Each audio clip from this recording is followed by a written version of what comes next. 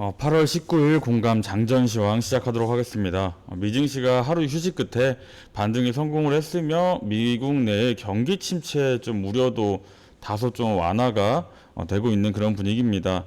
경기 침체가 와도 영향력은 좀 제한적일 거라는 이런 작은 둔화론이 나오기 시작하면서 또 연말 이제 증시의 불꽃을 좀 예측하는 주장들이 좀 나오고 있어요. 물론 이 부분은 좀 지켜봐야겠고요.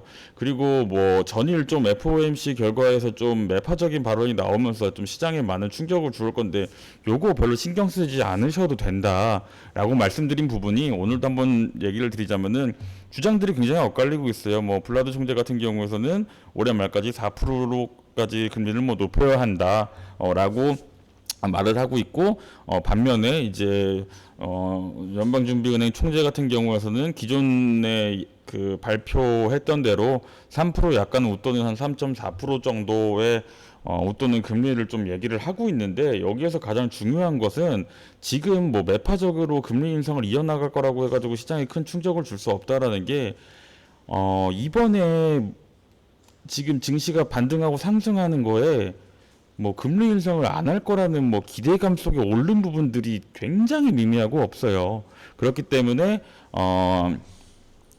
이거에 따른 하락폭도 크게 나올 수가 없다. 결국에는 지금 계속 금리 인상한다라는 걸 모두가 다 알고 있다라는 거고, 오히려 불과 몇 달 전까지만 해도 이거 이 상태로 계속 금리 인상하는 거냐라는 이야기가 나오던 것이 일단 주장들이 지금 엇갈리는 게 3에서 4%로 지금 의견들이 다니고 있단 말이에요. 결국에는 시장의 금리 인상을 하는 방향성에 대해서는 암묵적인 동의가 이루어지고 있고, 이거를 올 연말까지 3%대에 긴축을 하느냐, 4%까지도 높여야 되냐. 그러니까 예를 들어서 여기에서 연준이 4%까지라는 높여야 된다라고 하는 그러한 스탠스를 보였을 때 시장이 조금 충격을 줄 수가 있는 것이지, 지금 수준을 유지를 하고 있는 이상 큰 충격을 줄 수 없다라는 부분들을 좀 아셨으면 좋겠습니다. 그리고 지금 좀 국내 증시로 넘어와서 오늘 설명을 좀 드리기 전에, 지금 제가 좀 차트는 준비 못했지만 코스피 같은 경우에서가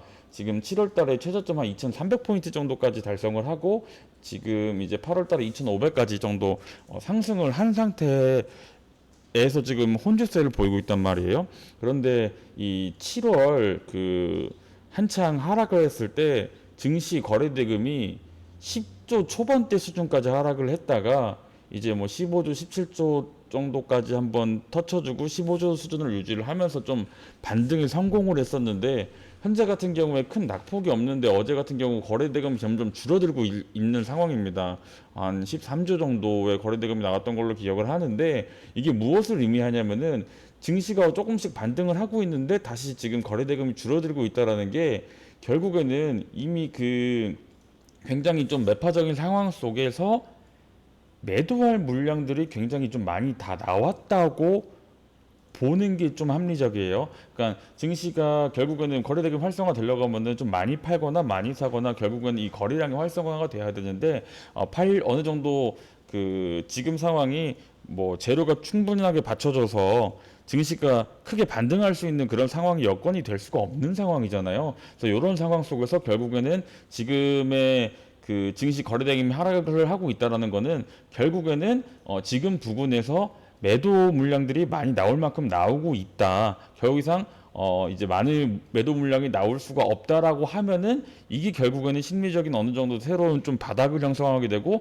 결국은 이 줄어든 거래대금 속에서 매도 물량이 없고 바닥을 확인했을 때 다시 한번 좀 거래대금을 상승시키면서 반등이 나오는, 이러한 반등 메시지도가 좀 나올 수가 있는 부분이기 때문에, 지금 거래대금 축소되고 있는 부분이 마냥 좋다고만 할 수는 없지만 나쁘지는 않다. 요렇게 좀 국내 시장에 좀 추가 반등이 나올 수 있는 그런 시그널 중에 하나로도 해석을 할 수 있다라는 점, 이런 부분 좀 중요하게 여러분들이 알고 계셨으면 좋겠습니다.